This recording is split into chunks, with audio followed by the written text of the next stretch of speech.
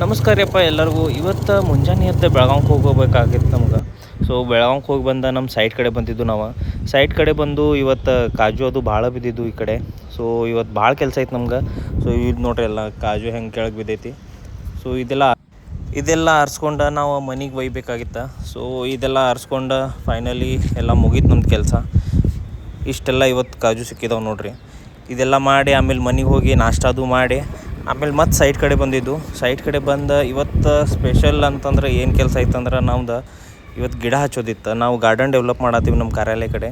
So ಇದು ನೋಡ್ರಿ ಅಂದರೆ ಎಷ್ಟು ಮಸ್ತ್ ಇದ್ರಾಗ ಫ್ಲವರ್ಸ್ ಅದು ಬಂದಾವು. ಅದ್ರ ಜೊತೆ ನಾವು ಗಾರ್ಡನ್ ಒಳಗೆ ಈ ಸಲ ತೆಂಗಿನ ಗಿಡ ಹಚ್ಚತ್ತೀವಿ ಹೈಬ್ರಿಡ. ಸೊ ಇದು ನೋಡ್ರಿ ಎಲ್ಲ ತಯಾರಿ ನಮ್ದು ನಡೆದೈತಿ ಇಲ್ಲಿ.